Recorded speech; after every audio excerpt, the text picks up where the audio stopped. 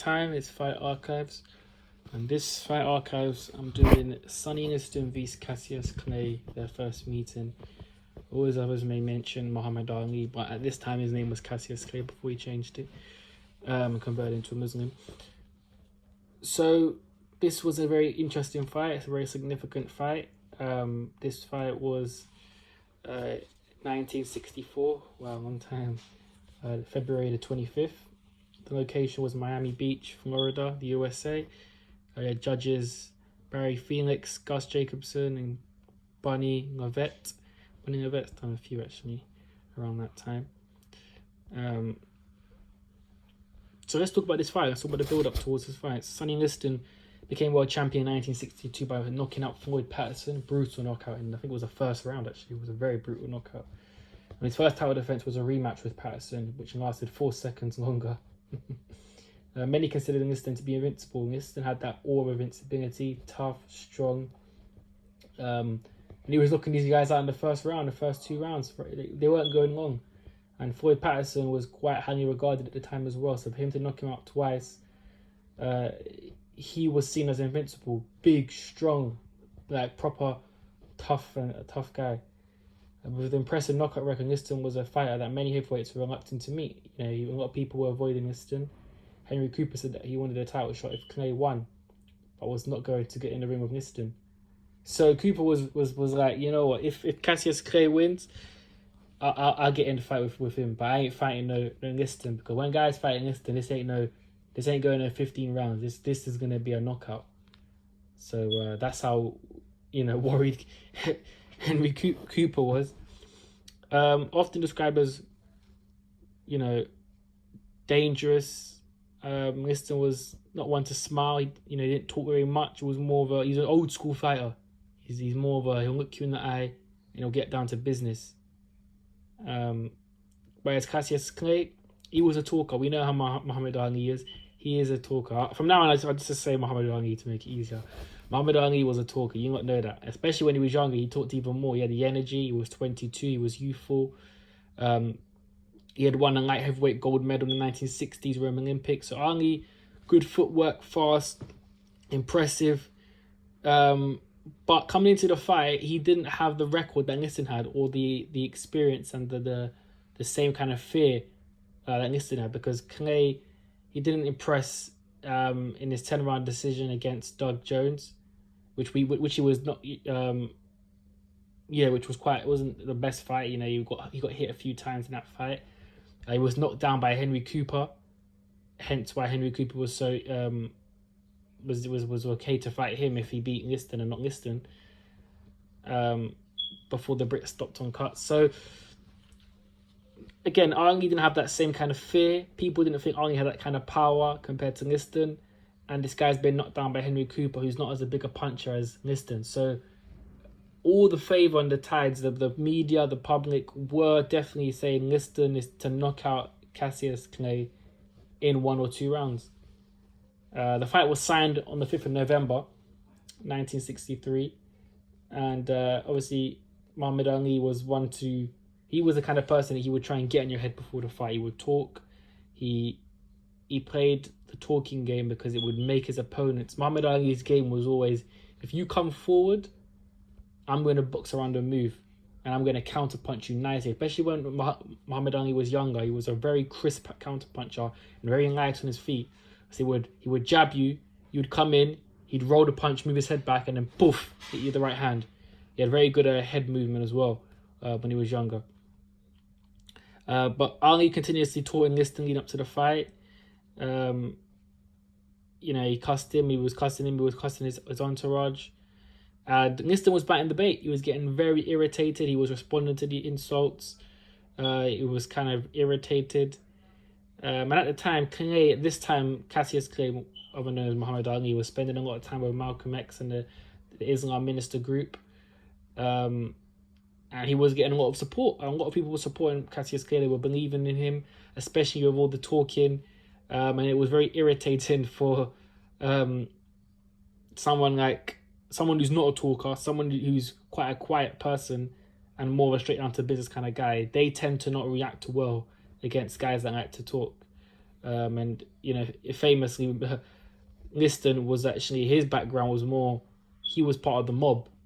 And he was a real gangster back then, and he was tied into the mob. Sometimes it wasn't actually in his own accord, actually, but either way, he was tied in with the mob. He had the mob background, and he was just an old school bad man. He wasn't trying to talk much, and he just, the more Arnie was talking, the more he wanted to just knock him out earlier.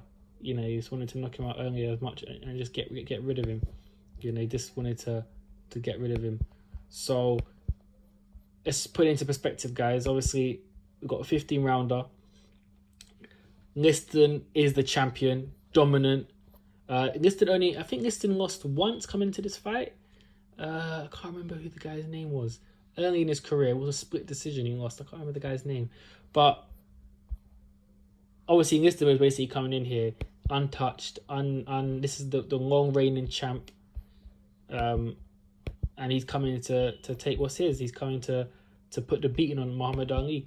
And many people believed he would, because Liston was just the kind of guy where I ain't playing games, and my record shows that I can knock these guys out whenever I choose to, you know. So now let's get into the fight. Muhammad Ali was fresh on his toes from the first round. Really. Even before the round even started, from the build-up coming into the ring, Ali was on his toes. He never kind of stopped being on his toes, even waiting. Liston was more of an angry, aggressive face, ready. The first round, Ali was on the back foot, moving around nicely. Liston trying to poke a jab, and Ali kind of moving back and avoiding it. Liston had a very powerful and heavy jab, and even the jab can hurt him. And Ali was wary of that as well. So Ali was moving around, showing amazing footwork. I mean, the footwork is in the first few rounds, you can just really see the difference. Liston was seeing that because he couldn't reach Ali to the head, because Ali, you know, it looked when we built in the build up to the fight, you know, Ali was considered maybe the smaller guy, because Liston was a naturally big and thick set, and I think he came in a bit more heavier than Ali. I think he was 218 pounds, so he was heavier than Ali by a few pounds. So people naturally expected Liston to be the bigger and thicker guy, but actually I think Ali was actually the taller guy in the ring when on fight night, and he used his height and reach well because he kept distance, and he would evade Liston's heavy jab. Liston was seeing in the first few rounds that he couldn't reach Ali to the head with the jab because of his footwork, and he had better feet, so he was targeting the body. And Liston was having success because when he would power the jab to the body, it was slowing Ali down. Ali still had good feet, he moved around good, and he kept using his head. And Ali was jabbing with him at certain times. He was using a different type of jab. He was using a more quick jab. But Liston was missing most of the shots, especially with the jab. And Liston's whole thing was to come in with the jab and hit you with the right hand. And with his prediction to knock Ali out in less than 3 rounds, the first few rounds were definitely Ali's. I gave him the first, and I gave him the second. Second round, Liston had a bit more success again. And Ali was continuously taunting him. He would do that thing where he would shout, and he was, you know, when he was sitting there, he would look at the media and he laughing. But Ali was really trying to evade Liston's big punches, and Liston's feet were just too slow. And Liston was bobbing and weaving Ali's jab quite well, and trying to get in the inside, because that's where Liston would have the most success. Trying to get in the inside. But the fight kind of moved on with the battle of the jabs. Liston was kind of falling short of his punches. Ali, the youthful, the more athletic guy, twitching, moving his head, evading all the jabs, and at the same time coming back with his own jab. And Liston being a bit more stiffer set and not as elusive as Ali, was kind of falling short of the punches. So the rounds progressed, and that was kind of the flow of the fight. Ali was moving. He was trying to stay out of coming on the inside. And really, truly, after the first four or five rounds, you could see Liston was noticeably glowing. And there were rumours that Liston didn't train for 15 rounds. He trained literally to get Ali out in the first 3. So when it did go past 3, Liston was kind of... He was breathing heavy. And there was times where Ali was coming on the front foot and putting the pressure on him. Again, Ali spent a lot of energy moving around on his toes, so coming into the middle rounds, obviously he was more flat-footed, but still poked a fast jab, and he was moving around and evading Sonny Liston's punches. Liston was going to the body well to slow Ali down, which was good, but he was not landing upstairs how he would want to, and obviously that's where the real power is going to affect. So Liston was really he was dying, and well, not dying, but he was tired, very tired. And remember, this is a 15-rounder. And actually, in the third round, Muhammad Ali opened a cut in Liston with a combination that caused a bruise on Liston's eye. And going into the fourth and the next few rounds, he started blinking. Yeah, there was he was kind of bleeding on his eye. Liston was.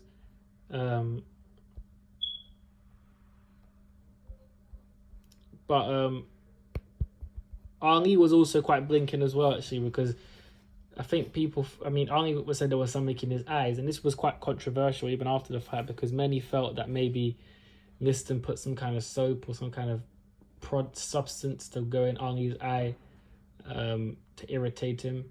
I mean, that was never really proved wrong or right, because after the fourth round, Ali got right back down to business. But look, as the fight went on, Ali was kind of dictating the pace because he had the better stamina, and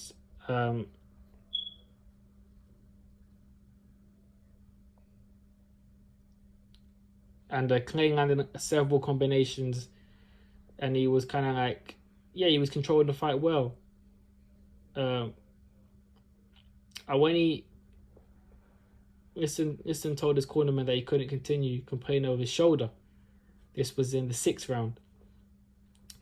And he said he had a shoulder injury. I mean, really and truly, Ali was putting a beating on him. He was out skinning him. He was out landing him.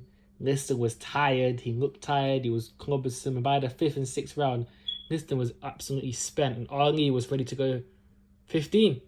Because he was in shape. He was really in shape. But technically, Liston kind of quit. He quit on his stool. He said he had a shoulder injury, and Ali retained the belt, and it was fight of the year, upset of the decade. This was a big upset because, like I said, you don't understand. Coming into this fight, Liston was feared, powerful guy.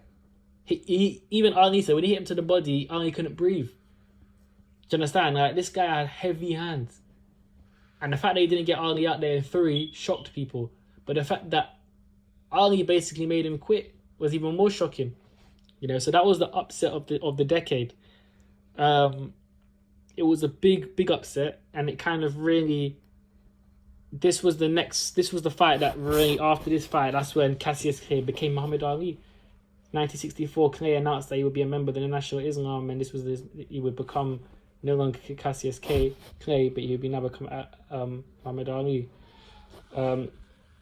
The fight grossed about 4.5 million, which was the highest in history at the time. So it was a big fight. People came. You had Sugar Ray Robinson was there watching. A lot of famous fighters were there watching. It was a great fight.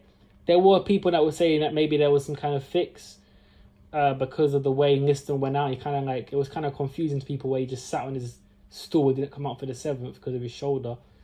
But that was never really confirmed. There wasn't no fix. There wasn't evidence to support that. And Ali became the new champion. They did have a rematch. Again, when you get stopped in most fights, the rematches tend to be quicker, as did this one. I mean, I could react to that fight separately because it was a much more different fight. But in short terms, Cassius Clay had Sonny Liston's number. Liston older in age. The styles didn't merge quite well, and Ali quite dominated him. And this was the forefront for Ali. This fight pushed Ali to stardom in terms of his contender and his skill, because before this, he had been knocked down by Henry Cooper. He had tough fights. He wasn't seen as powerful puncher as well in the heavyweight division, but he managed to stop Liston twice. And in this fight was the big shock because the odds were against him. So it was a great fight, one of my favourite fights. Ali got the Arnie shuffle from this fight is his great footwork, his great movement, his little skills on his feet. This is where the Arnie shuffle really originated. Man, I asked you about the Arnie shuffle. This is where it started. Sonny Liston fight. You understand? But let me know if you guys want me to put more fights out there. I'm going to try and mix up the fight archives. Go back into the 70s, 60s, then go back to the 80s, then I'll go into the 90s, and I'll go into the 2000s and even recent ones. We're going to try and mix it up, guys. Let me know what you guys think, yeah? I'm out.